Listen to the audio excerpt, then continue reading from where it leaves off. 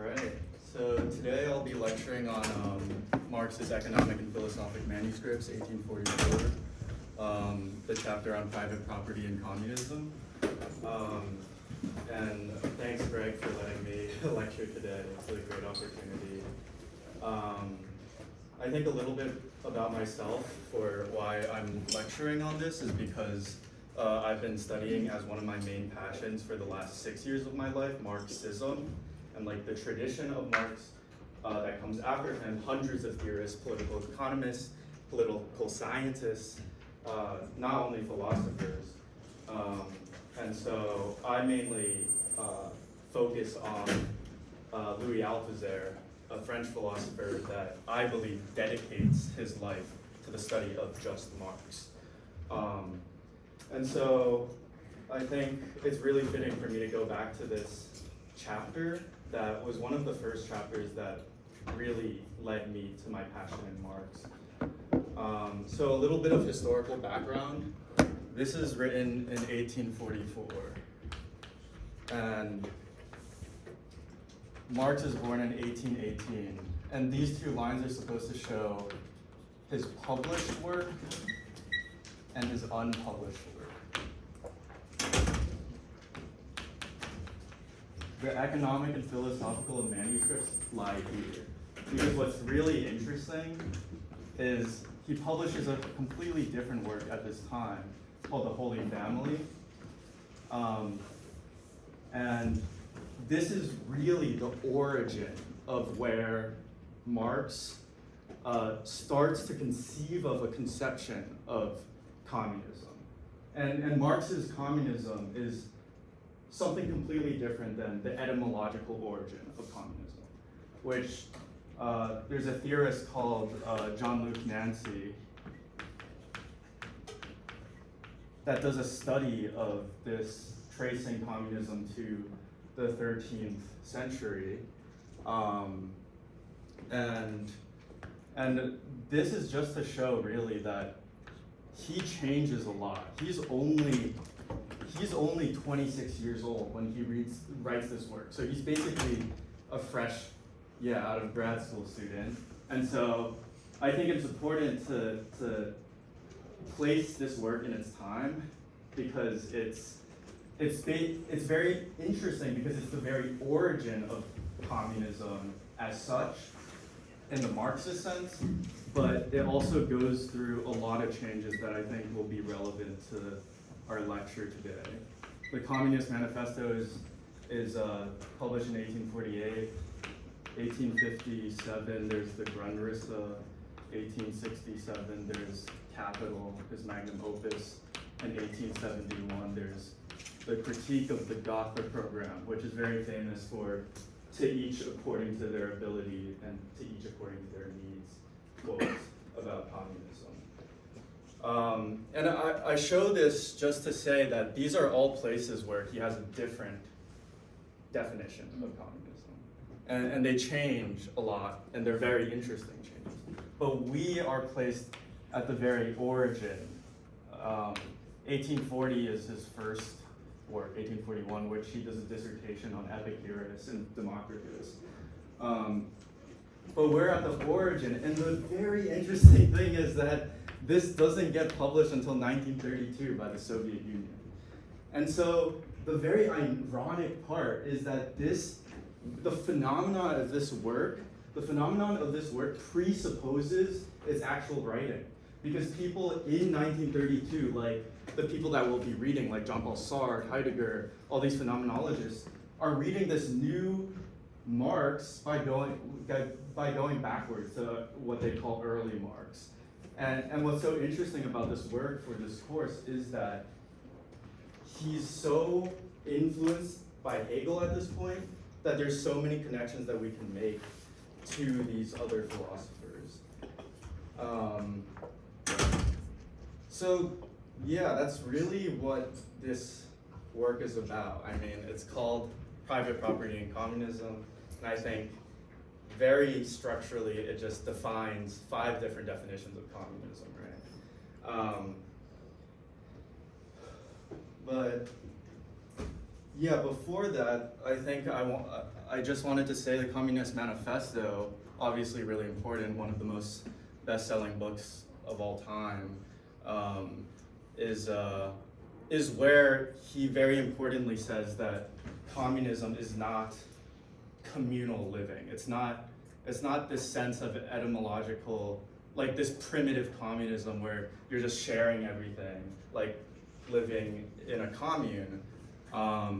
It's rather a term he uses to define himself against the socialists at the time. He mentioned Saint Simon and Fourier, and really what he's saying is that if the economy and estranged labor and this structural property of capitalism that allows for an antagonism between two classes of exploitation, which is just structurally built into the mode of production, if that is what drives the state and society, then we need to completely overhaul it. There is no reformist solution and slowly cutting down the little contradictions or flaws of capitalism. And so communist is really just to say that he was a revolutionary socialist in the manifesto. And that revolution what this means, because many people thought socialism could be achieved by reform and policy changes. So we can get onto the definitions now. Does anyone want to give a shot at the first definition?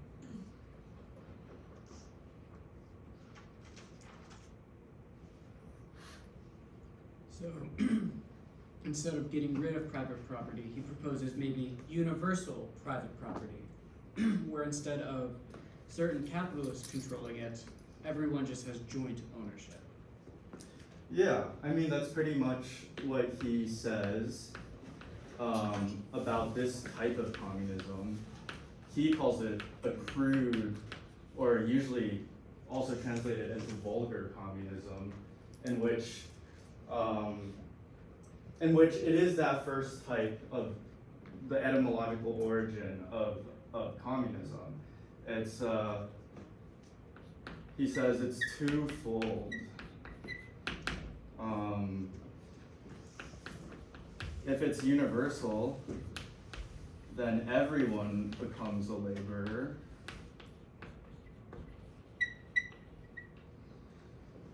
And it is the second fold is that it is he uses this word annulment, but also consummation, or the generalization of this actually. So he says the generalization.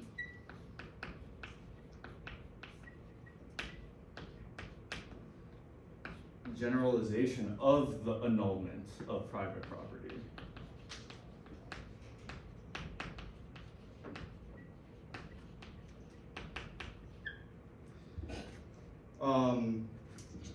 So this is interesting because as we know from the chapter on estranged labor, the alienation of man is something that Marx cares a lot about in terms of just general meaning making.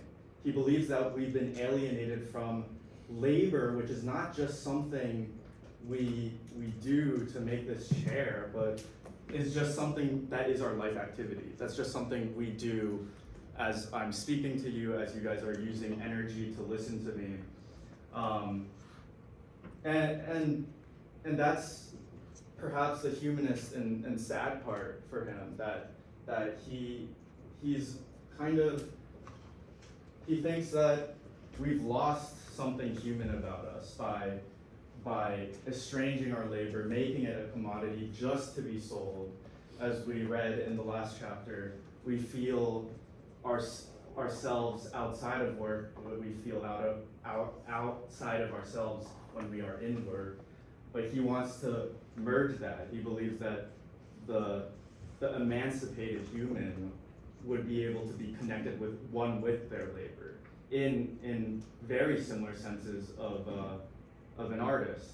And I mean, I'm an artist, and so I think a lot of art students and art professors are really drawn to Marx, actually, because of this chapter. Because the goal of art, especially in a capitalist society, is that we want to make unalienated labor.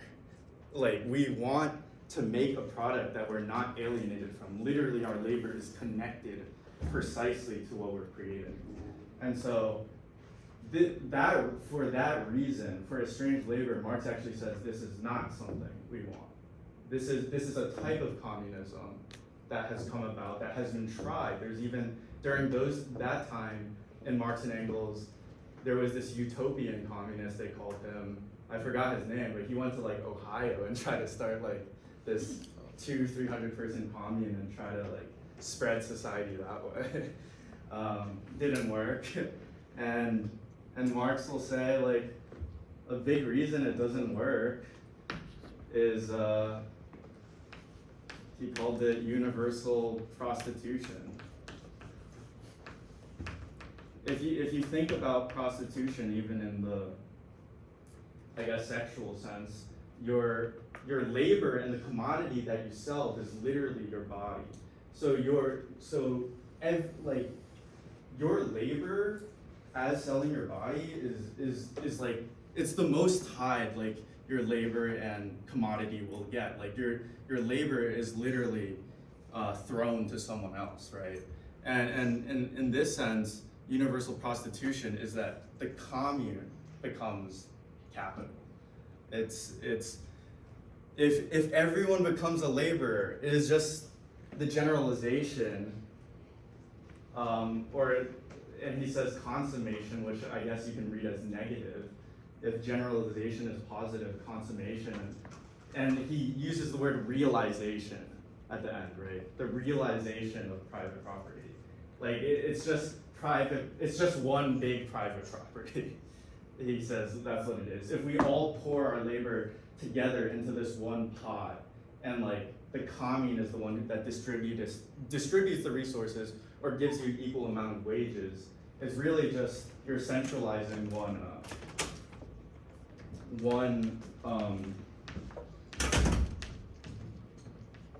source of power.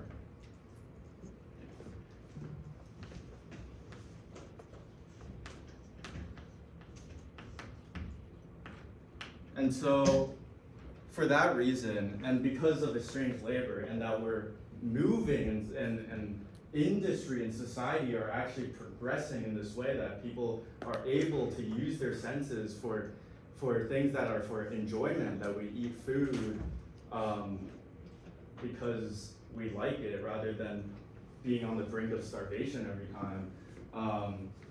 If our senses are about enjoyment and this progression of human society and human reason, and as we said, or in the last lecture probably, on species being, that self-awareness of ourselves as a species, as something progressing in human nature.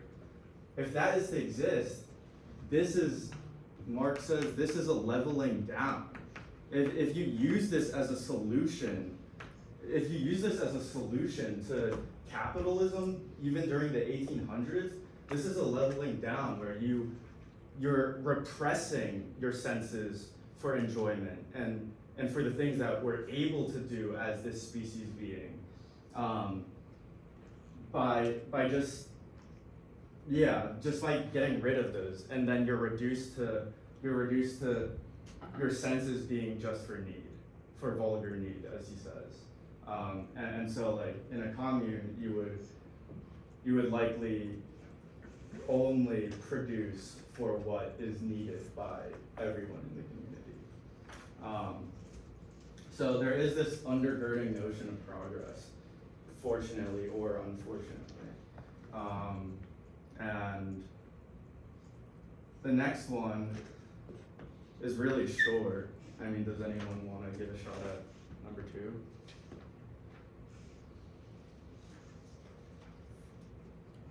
Is it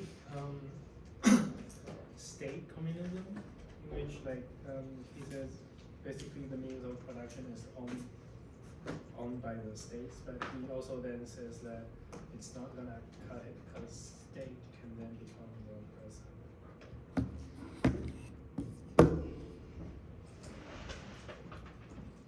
I'm not sure it's actually maybe the opposite of what you're saying, because it says communism of a political nature, either democratic or despotic, with the annulment of the state. So it's the negation of the state. If that's the word that like you're trying to focus on. If it's the annulment of the state, yet still incomplete and being still affected by private property, by the estrangement of man. So he's actually talking about a different type of political praxis at this time that I guess I'll call anarcho-communism, because it's focused on anarchism, which is that the state is the fundamental source of oppression in society, and that the state is what needs to be annulled or negated by some revolutionary means. It's a very short paragraph, because all it's really saying is that anarchism sees the wrong enemy, essentially. But it's only a certain sort of anarchism, right? And anarchism, if you guys don't know, because I think it's strawmanned and like characterized a lot, like it's not just chaos. Like anarchism is a political ideology that means to organize society by voluntary means of individual actors. So it's just without government. They think that's fundamentally oppressive,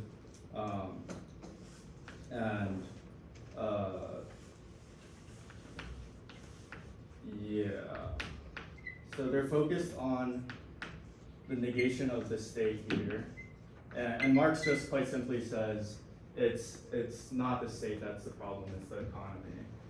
So he says this is wrong because if you negate the state, but you still have private property, like there's not really a point to that. Like if you're still able to organize freely in society, but you can still organize in a way where you exploit people, then it is pointless. And I'll just finish one more point before I answer a question. But I think this goes back to his discourse with Hegel, which is that Hegel believed that, and you can get anarchism from Hegel, because Hegel believed that the state is this culmination of absolute spirit, of reason, of the highest source of reason, of these ideals of democracy and republicanism, like tumbling down towards history, towards the end of history, and we'll talk about history in the next definition.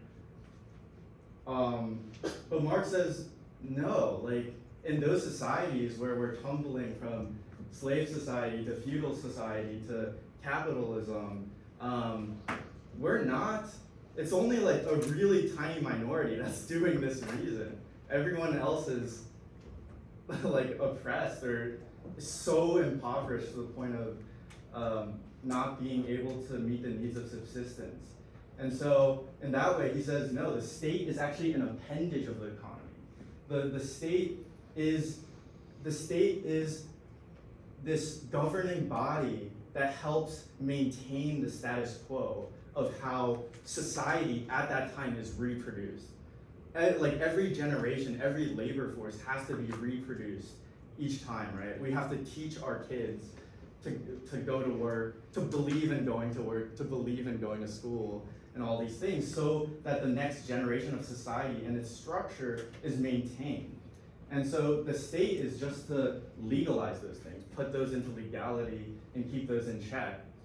And so Marx says, if you want to actually change the state and how you organize government, you have to change the economy. You have to change the actual relations of labor in the current mode of production.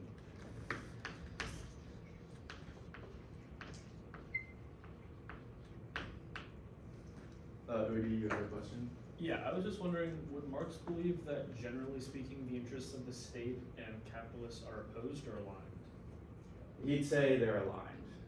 Yeah. So he has this idea called the dictatorship of the bourgeoisie, and that if the state is a mere appendage of the economy, and it's a repressive type of appendage because it keeps you in check by being able to have the police or like the military to like subdue anything if there's enough laws that you break.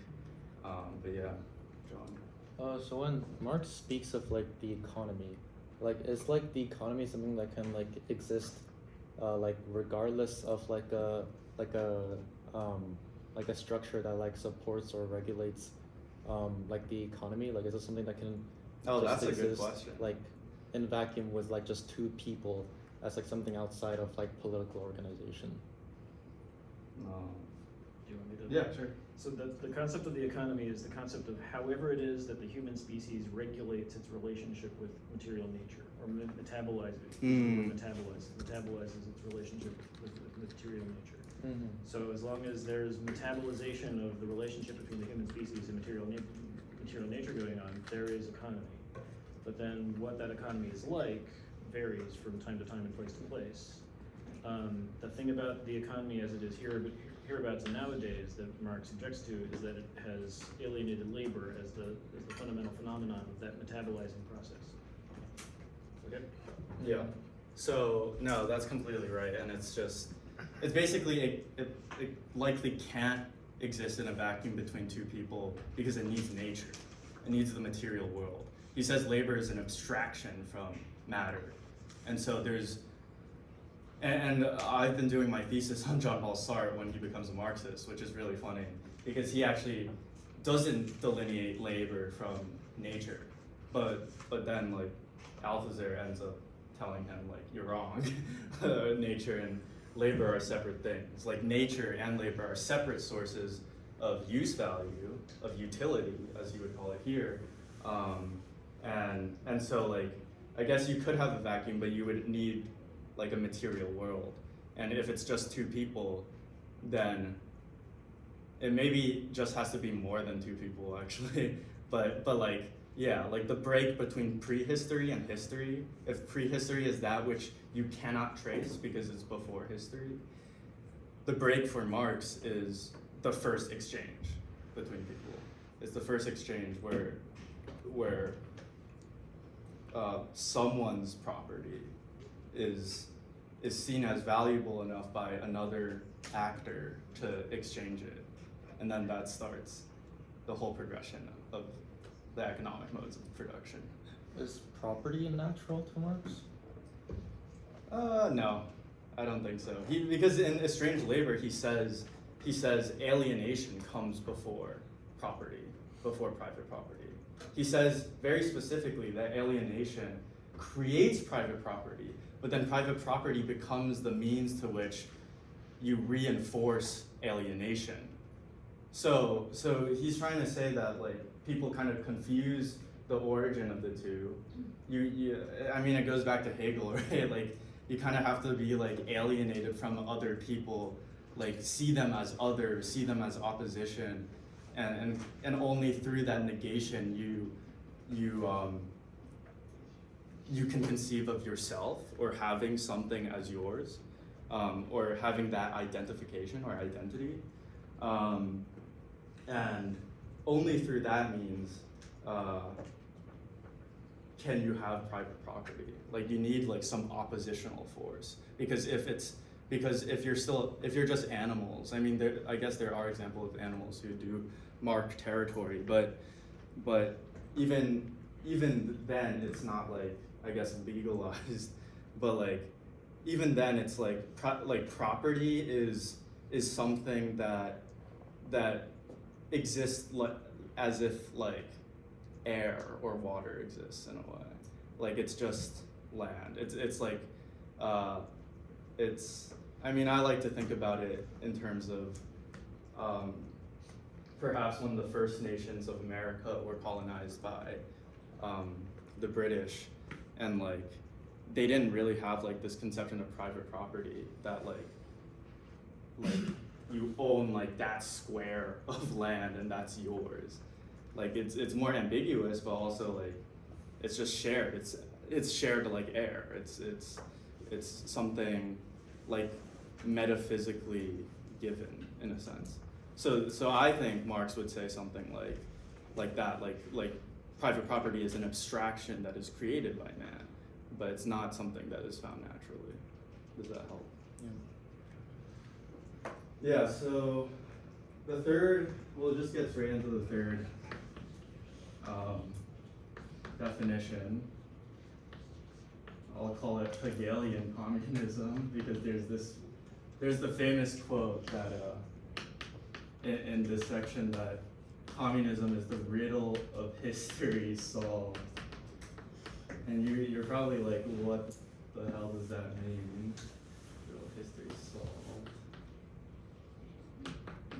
And it goes back to everything we've been talking about the state being this culmination of reason, of cognition, and between this, as we've been reading about in aesthetics and Hegel, it's about like the schism between senses and cognition, and that if that's absolute like spirit, like it's culminated in the highest form of like if there starts to be relations between people, like those relations culminate in what he just calls history. History is this coagulation of forces of, if we think about it like semi-linearly, like if there's an origin and end, like I think like Hegel would say it's kind of like that. Like there's like accumulations. It's not a like Darwinian gradation of slow evolution of us slowly just gradually transforming. It's rather the contrary, that like there's an accumulation of antagonisms and contradictions in a certain state or society, and then there's these revolutions. This is like, I don't know, like the French Revolution, and then like the Paris Commune would be one, and it's like, I mean, Lenin says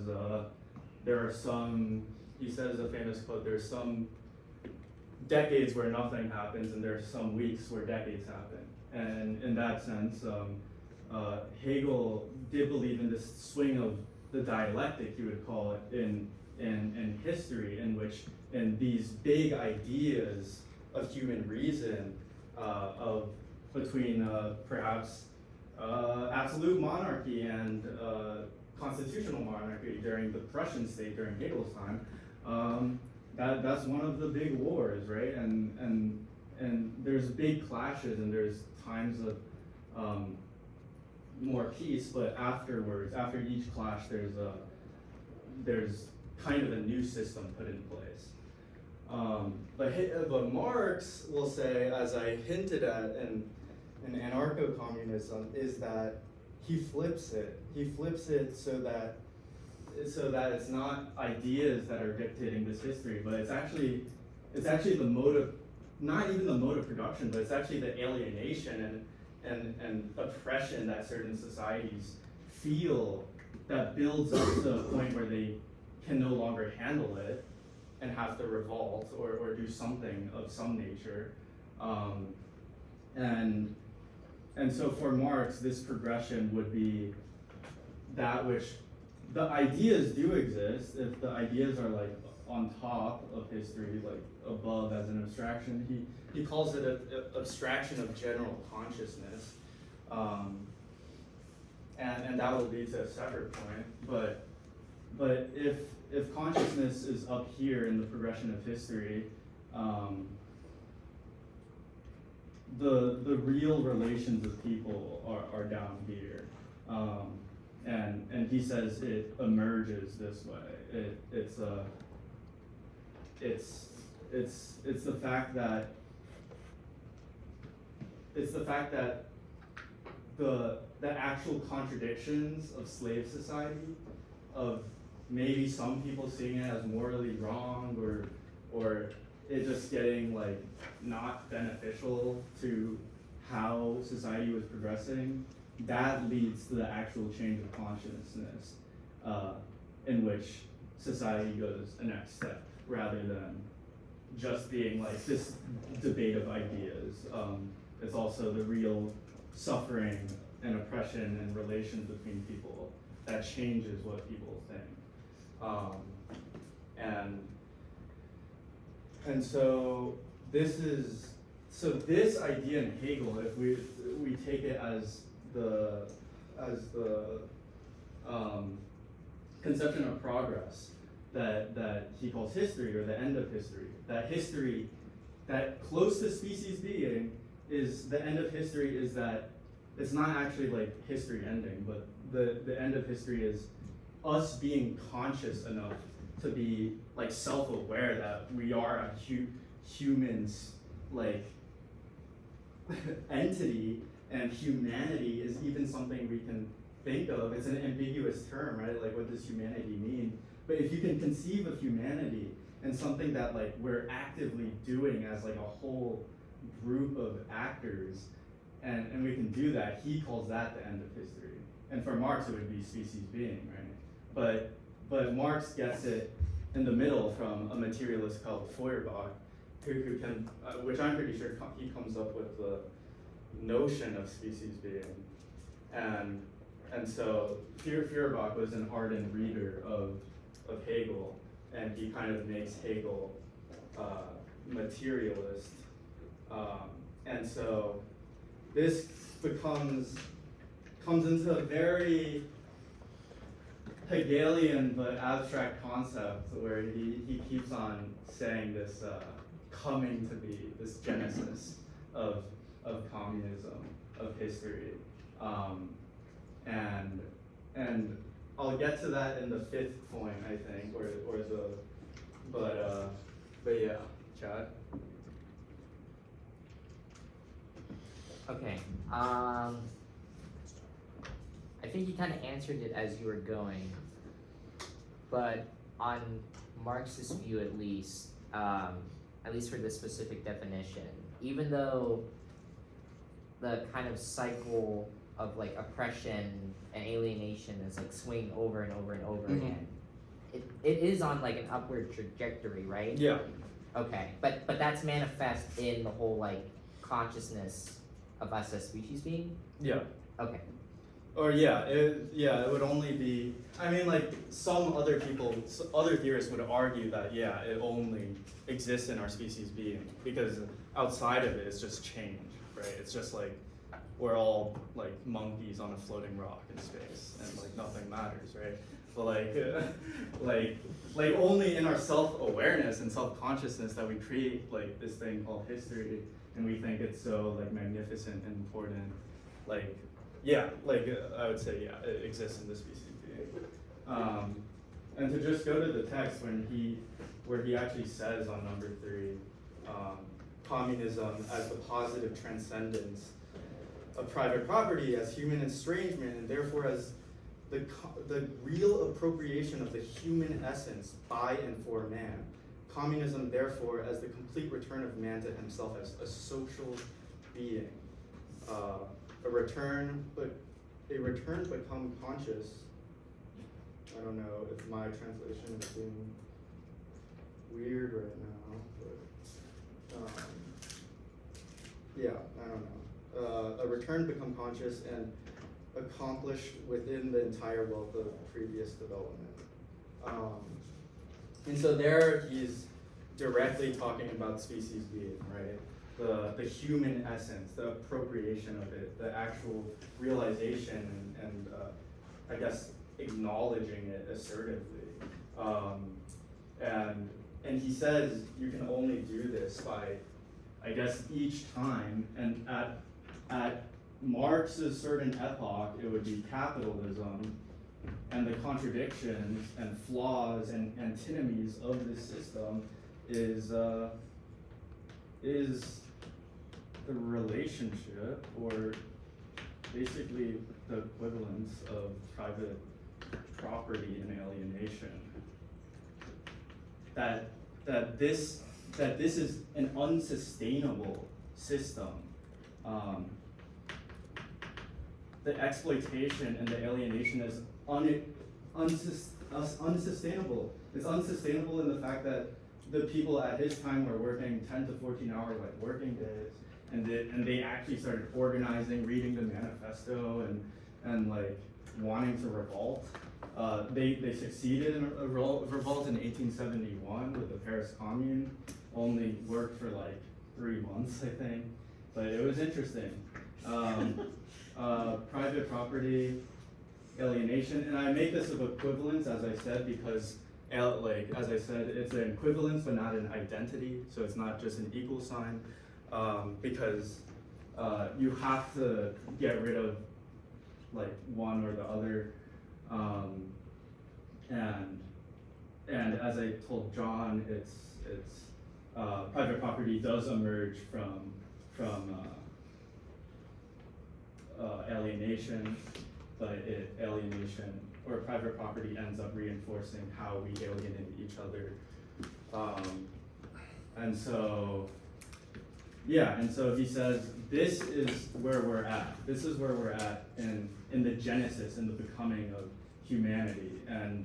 And so the only way to overturn this is to get rid of private property and alienation somehow, in a new form that's different from this, and one that accounts for number 4, which I'll call sensorial communism.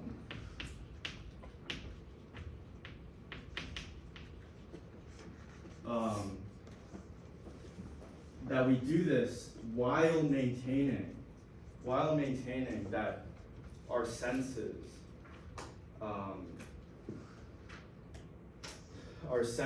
are used in a social way, right? He wants us, he's believing that alienation is making us less social as creatures by exploitation, by competing against each other. But as all the 4 definitions of alienation, right?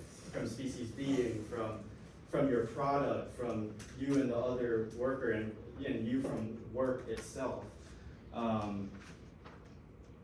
Number 4 is the transcendence. It's page 87, last paragraph. The transcendence of private property is therefore the complete emancipation of all human senses and attributes.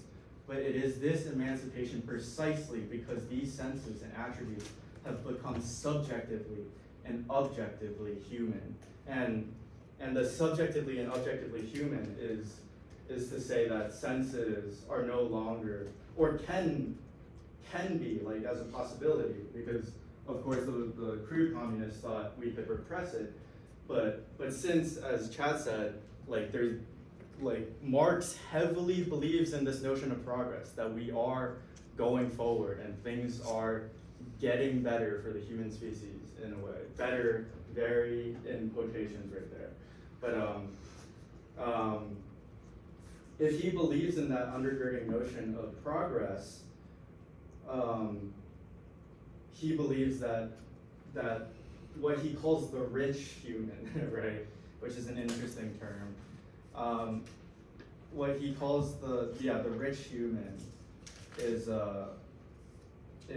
one that doesn't just need the vulgar need that he says on page 90, that our senses, beyond anything else, are tied precisely to ourselves. He says, the eye has become a human eye just as its object has become a social human object, an object emanating from man for man. The senses have therefore become directly in their practice theoreticians. They relate themselves to the thing for the sake of the thing, but the thing itself is an objective human relation to itself and to man, and vice versa. Need or enjoyment have consequently lost their egotistical nature, and nature has lost its mere utility, by use becoming human use. So this is what I called object-oriented private property, and it was insofar as what you have, what you attain in capitalist society is always already either capital or something consumed for utility, as he says at the very first line of number 4, I believe, or the first kind of paragraph.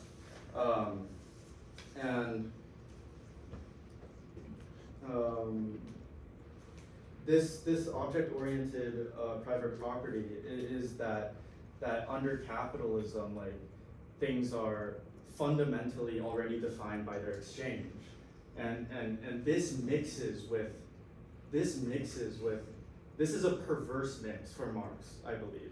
It's a perverse mix with the human sense and between need and enjoyment, like changing, that we only think of things in terms of their value in a way, but also more philosophically, his point is that we, like Hegel's point is that we've gotten to a point in society or in the evolution of human nature or the progress of human nature in which our eyes are, like, all of our 5 senses, we listen to music, right, he says.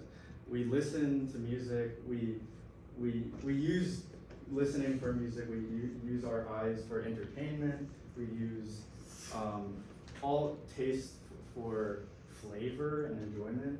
Like, these are things that have become fundamental to need. He's saying that the egotistical dichotomy between, or the egoistic, I think, between need and enjoyment is basically collapsed. And that, like, by the very progress of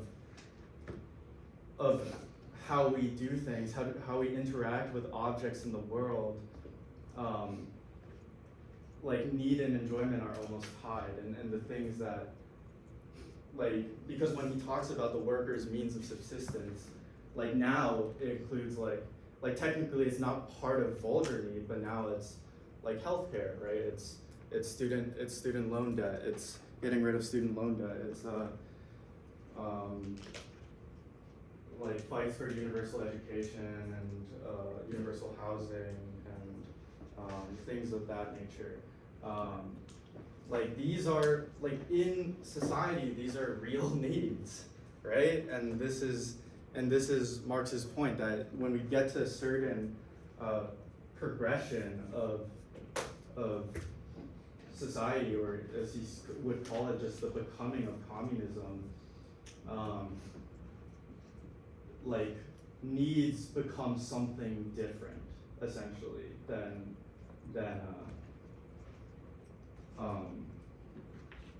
just vulgar need, than just pure hunger, pure shelter, or pure warmth.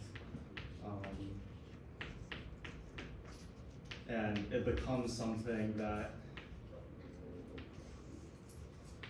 one deserves, and one is fundamentally, like, human, and enjoyment and social interaction. Like, I mean, just imagine the prisoner in solitary confinement. Like, they go insane. They have all their vulgar needs in a way, but they need social interaction and these enjoyments in life.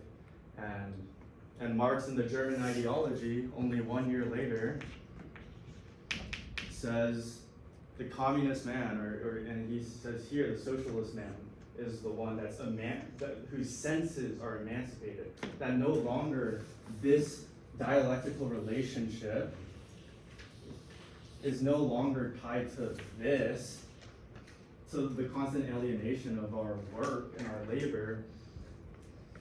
He says the communist man is just, like, a very silly paragraph, but he's just like, the communist man is the one that can, like, go fishing in the morning, and milk cows in the afternoon, and read a book in the evening. Like do those things without worrying about the 10 hours of exploitation that you get a day. Any questions? Fine. So he's saying that like basically our senses are like filtered through the idea of utility, which is like basically what separates us, or like basically that our organs are like owned by capital and like they are a human object. But then like what is the crude? What's he say? Oh, vulgar need. Um, 190 or like 80. Where does it say crude? 187.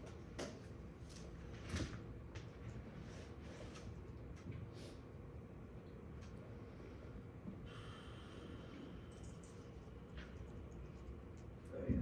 It's obvious that the human eye gratifies itself in a way different from the crude, non-human eye. What does that mean? So that means that's precisely, it's very simple. It would just be the non-human eye is only concerned with this, and then the human eye is concerned with this.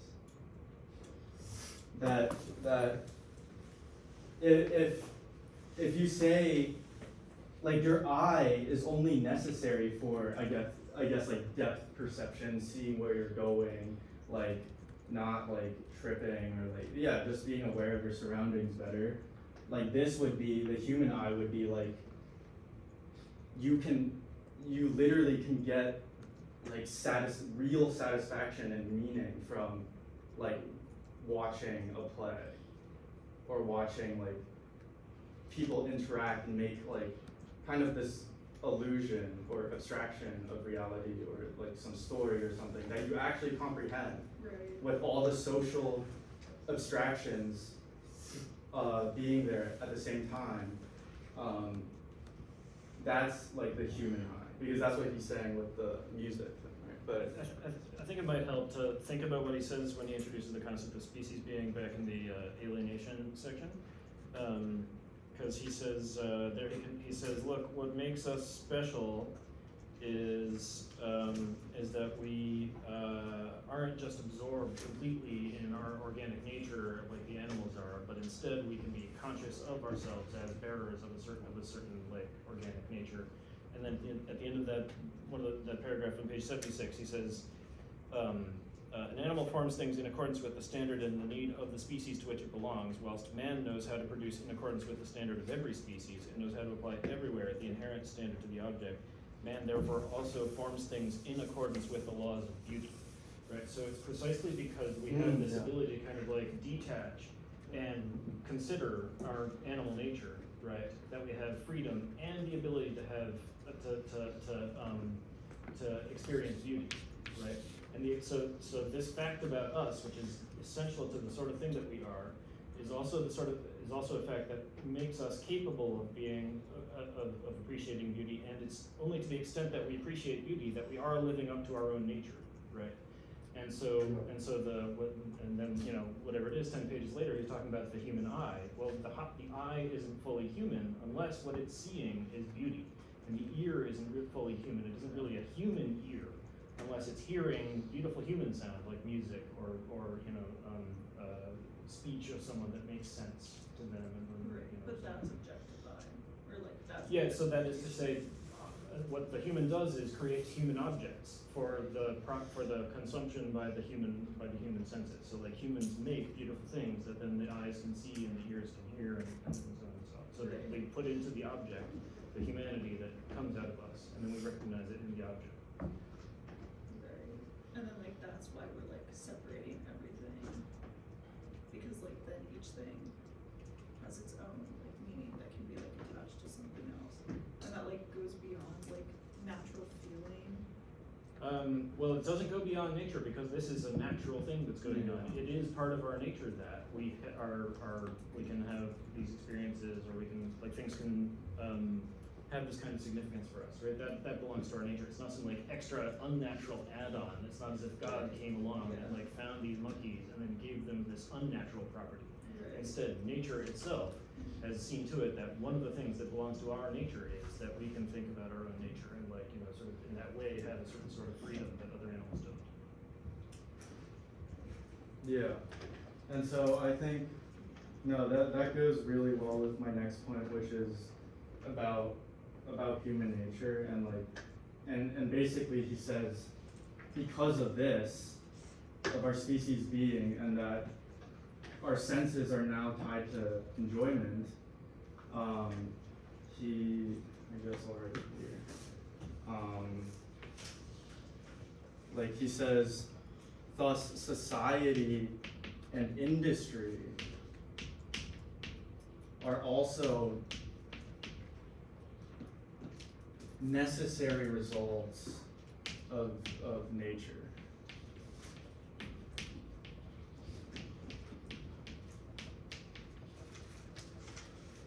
Necessary results of human nature.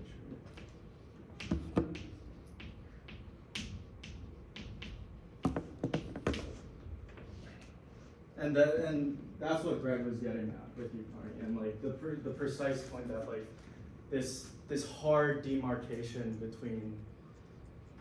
between like what is human or like what we make as like now, like right now we think of like artificial, like the word colloquially like artificial versus natural, and like something found in nature and like something that's made by man. He's saying like society, like those things, the artificial, society and industry are necessary results of human nature.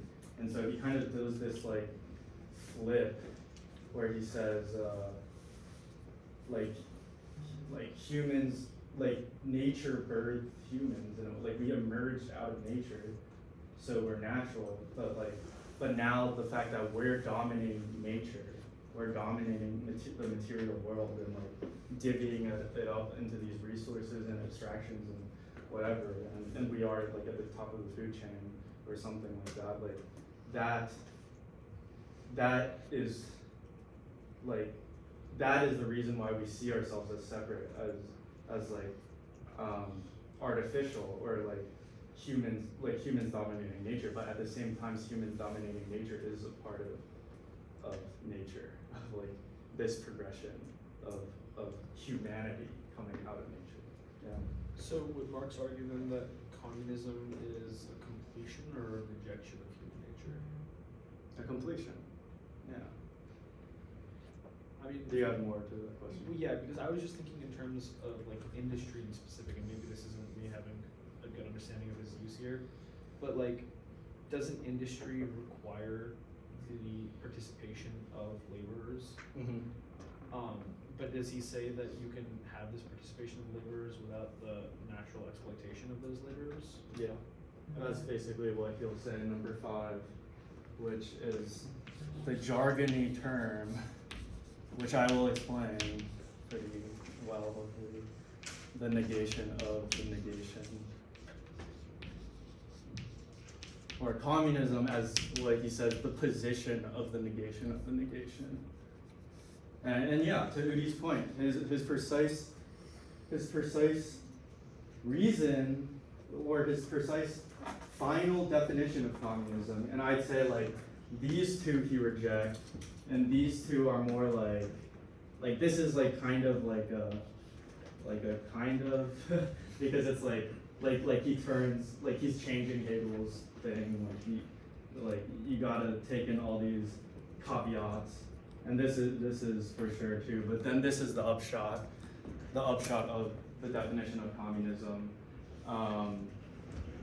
and that is that, yeah, as Udi, you were pointing out, like he believes, yes, labor, like if we are to keep society and industry, right, he doesn't want to get rid of that. If we are to keep society and industry, we do need a labor force, but that labor force will be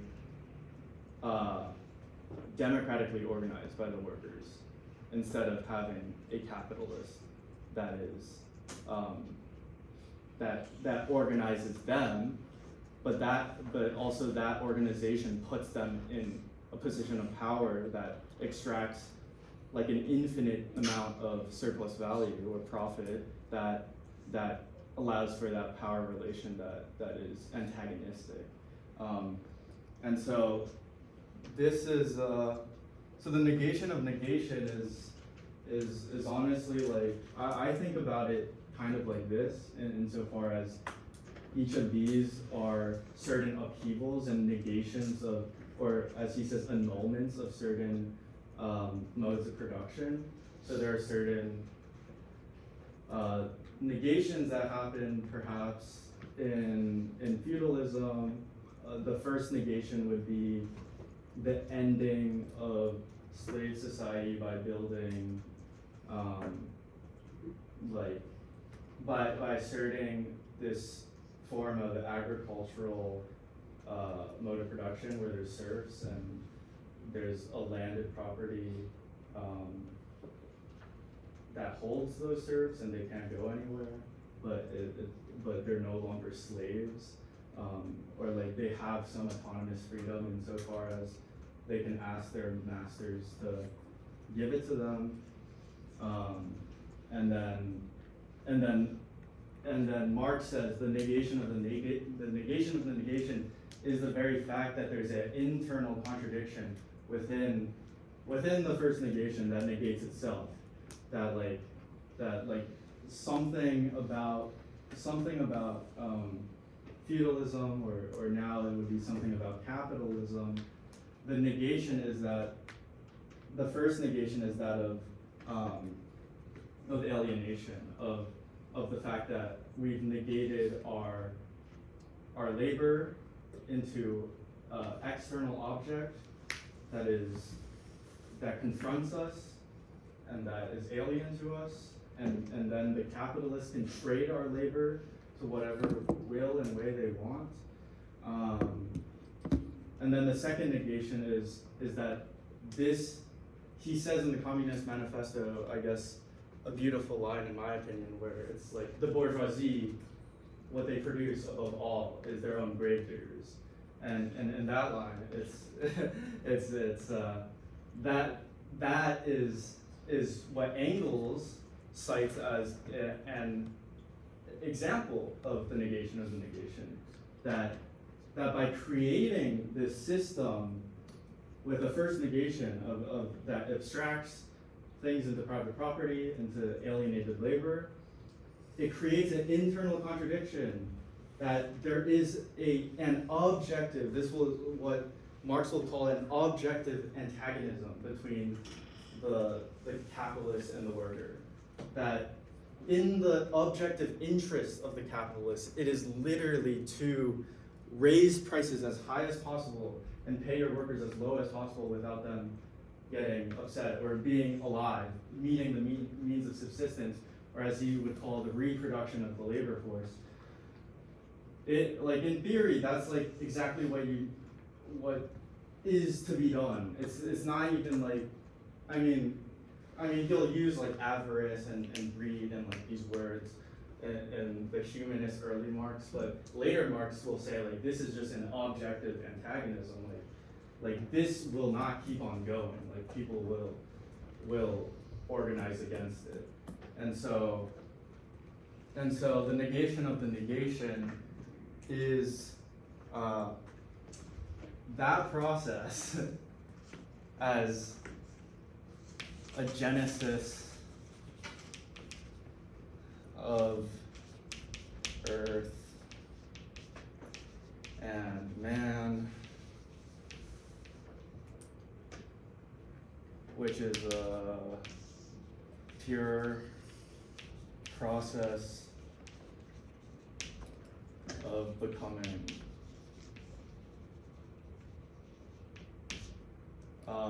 Or coming to be. I like the word becoming. It's translated differently in different editions, I'm pretty sure. And he says this genesis is known through every man by their own personhood, basically.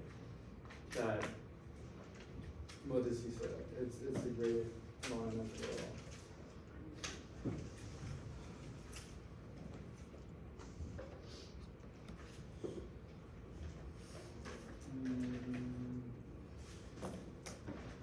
being only considers himself independent when he stands on his own feet, and he only stands on his own feet when he owes his existence to himself.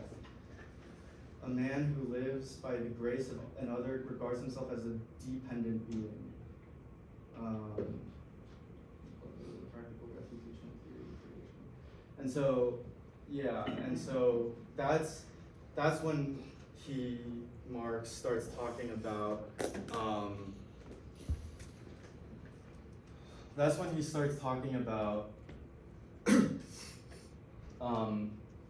basically this process.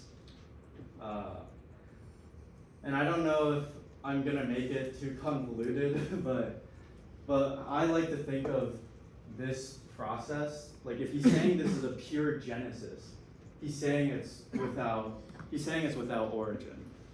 It's without the Big Bang, or it's without, or if it is the Big Bang, if the Big Bang created everything, we are the Big Bang. We are the process of the Big Bang. And we create these abstractions of past and present, future, in which we make sense of like a linear line of history, as I'm doing there, but that's like the only way our silly human brains can conceive of it, according to Hegel and Marx. We are this pure becoming, and that's why on the negation of the negation, he ends with this thing about atheism. He says the atheism, and I'm not saying I agree with this, but what Marx believes is that the origin as God is rejected as blind linearity, as kind of like a pitiful answer to process, to the fact that like if a man keeps on asking where they came from, if they're just like, where did I come from? From your mother and father, right? Like that's the example, and it goes back forever, and like I guess we can go all the way back to the Big Bang or God or whatever you want to call it. He'll say like if God is the origin of the universe, then God is just this answer to something that has no answer. is an answer to the abstraction. He calls it an abstraction. It's an answer to I guess if this is like the Big Bang, like God is like, he's like, God is this answer that's just like, oh, we don't know what this is. Oh, we don't know this is, so we assert this, that it created this. And like, but then he's like, this is absurd argument. He uses the word absurd because you just keep on going back if you believe in this linearity. And so he's like, it has to be this whole process itself. We are the process, we are the becoming. And time is very much an abstraction. So he says there is no first man. It's the culminating of progress itself as process. God was the pitiful answer for the first man, only to lead to the same absurdity of a before God. Thus, atheism is the first step towards the realization of man as this process of his positive existence. Socialism is the positive self-consciousness achieved by the end of economic alienation after religious alienation. And so this is essentially, God is essentially an answer to religious alienation insofar as we start becoming aware of ourselves, and then we're just like, where did we come from? And then we're like, yeah, it's just like, it gets like scary to think about, but before like the Big Bang, I think. And that's that for him is I think kind of along the lines of the religious alienation, and then you have to find an answer for it. And he says this is the first step towards the end of alienation, because atheism is the rejection of this. And it gets close to communism in terms of process thinking, in terms of thinking without like an origin and an end. and so he says it gets closer, but it's not exactly, because maybe some people just think like the Big Bang is God, or like something like that, or like God, if God created this, like God is just like all of this, and it's the happening, and so yeah, so he says socialism is the next step in this grand scheme of things that negates that, which negates capitalism. And so the negation of the negation is really just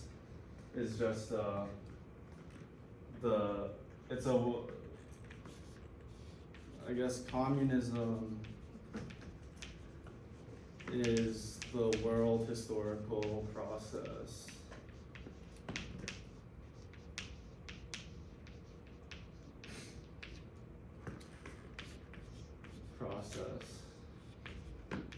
In which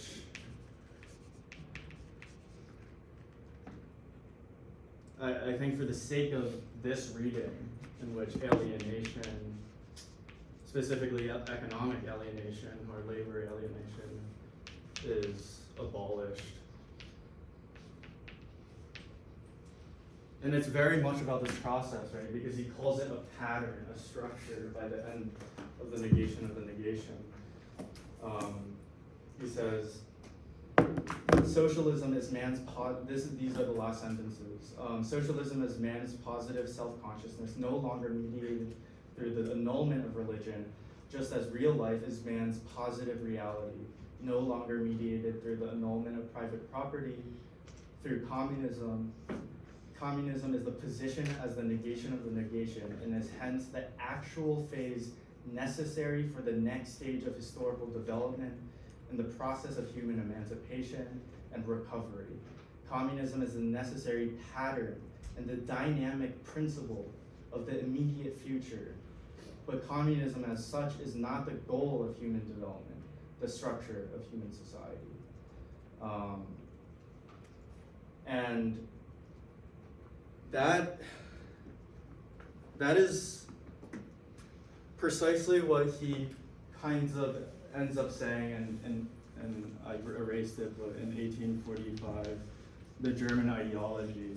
He very clearly states, communism is not a positive state of affairs to be established. And this is a famous quote.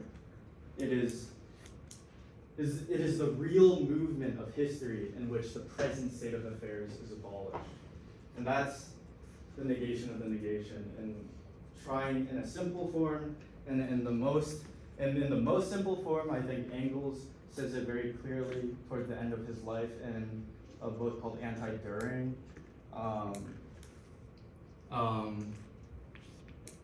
Is this a good place to rate it? But the easiest way to think of the negation is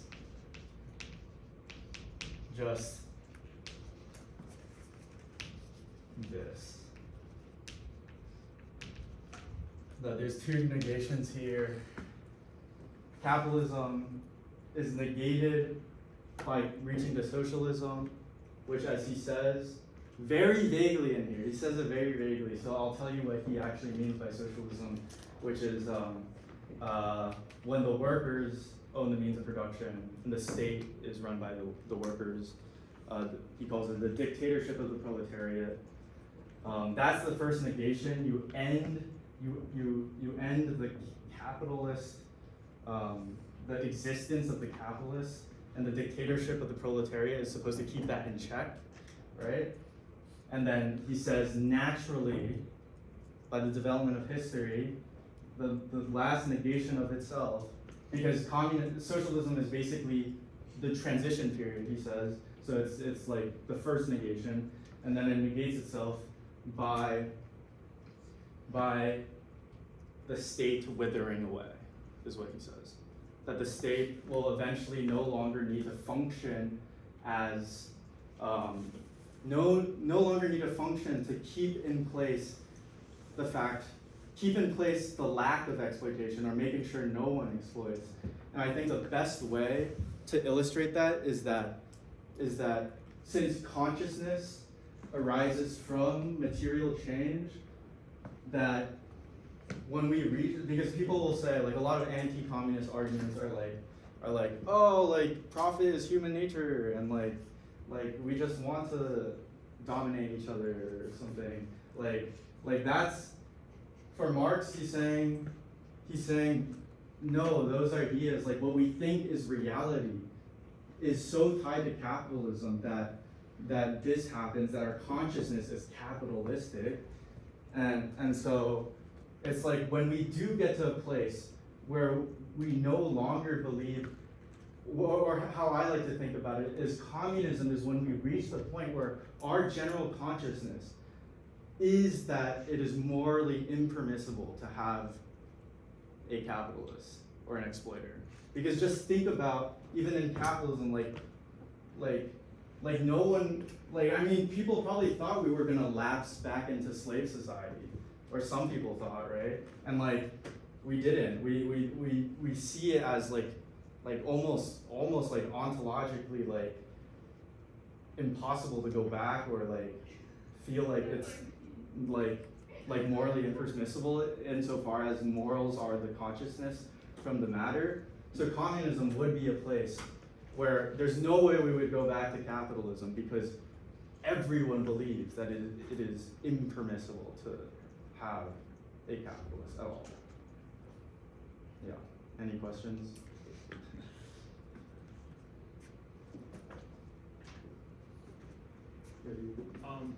So this isn't like hyper specific to this, but just generally, would Marx believe that there wouldn't be a conflict between communism and socialism the way there would be between socialism and capitalism?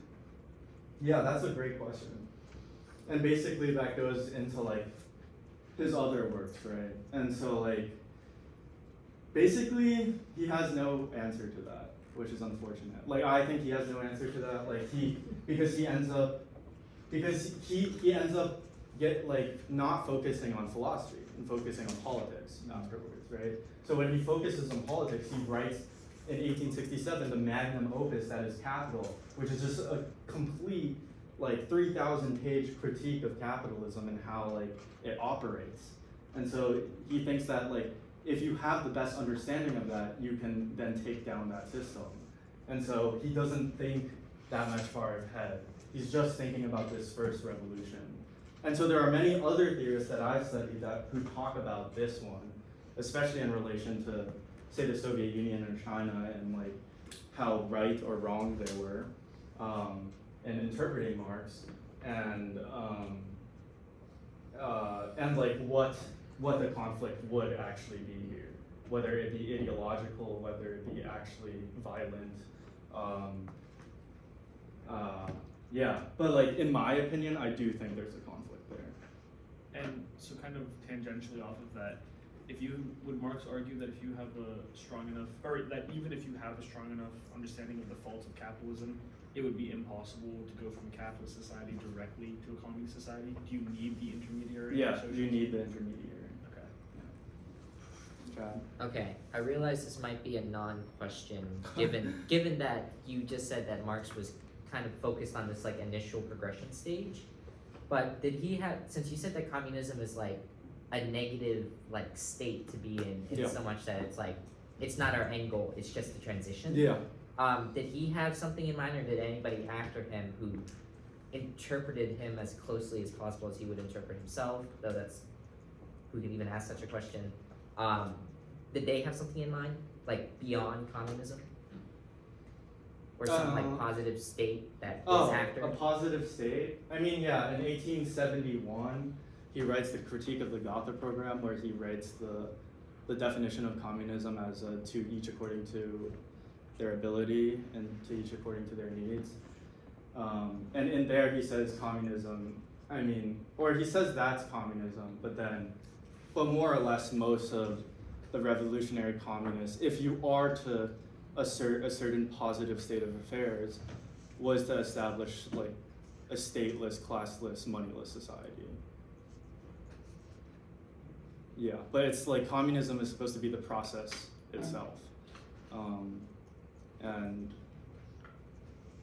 I guess in a way, who knows what's after that? Like Marx even says that, and Trotsky and Stalin have a huge debate about this, about like permanent revolution versus revolution in one country,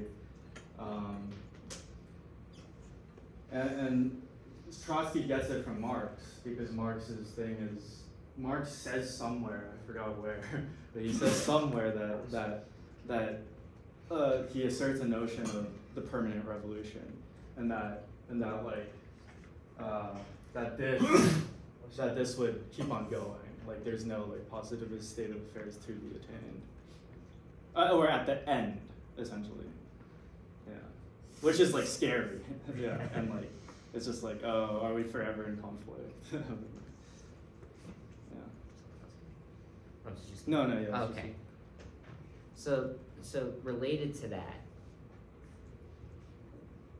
did Marx's view of human nature change at all, or did he have like a sort of like gradual progression view of human nature, where it was like humanity as a whole is kind of getting better as the centuries go on, right? Because it seems like to me there's this sort of tension of like, oh, this is all good and well, and I agree with it, but then it's like people are greedy, and if they get the chance, they'll take it. Not everybody, but some of them will. So it's like, does Marx have a story for that, or is it just kind of like I think hopes it and a would- prayer?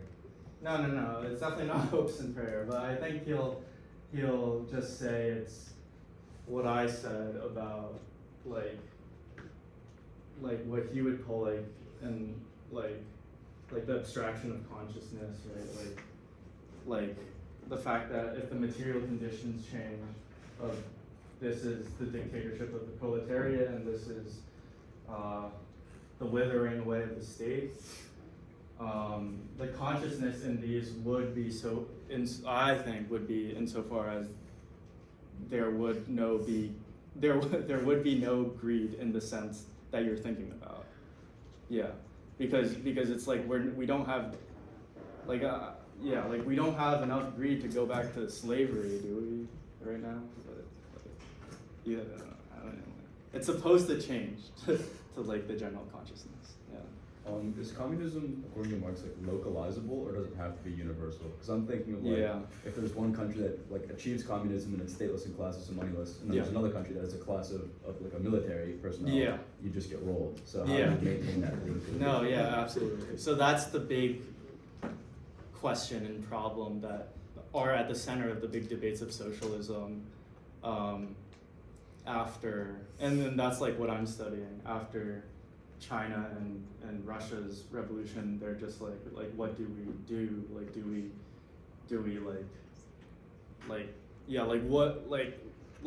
there are people who like believe in like spreading communism through invasion, you know? And there are some people who believe that like no, you should not. And like it has to be voluntary participation by other countries, and like this process has to go on within their own countries, and we support their working class as much as possible during those times. But then there's also communist parties within capitalist countries. Like I'm studying the Communist Party of France pretty heavily lately, and like they have so many internal debates about whether to like support the Soviet Union after the 1856 or 1956 Hungarian invasion and stuff like that, and like Khrushchev like becoming more buddy with capitalist countries, and like you're right. Like the question is like, do you like how do you engage with those other countries, especially at that time? How do you engage with the fascist countries? How do you engage with the capitalist countries? It's like such a big question. Yeah, I feel like that's kind of like similar to my question. Like, how does he come about like framing that change? You know, and like not having it be exactly what he is not talking about. You know? Yeah. I mean, Talk about. what? I mean, I think like he lets it. I believe Marx lets it be like what it will become Right. in a way, and so like he lets it be. That's why he describes it as a process. So he doesn't know what it will look like, and so like that's kind of the point. Yeah, we can talk about it more.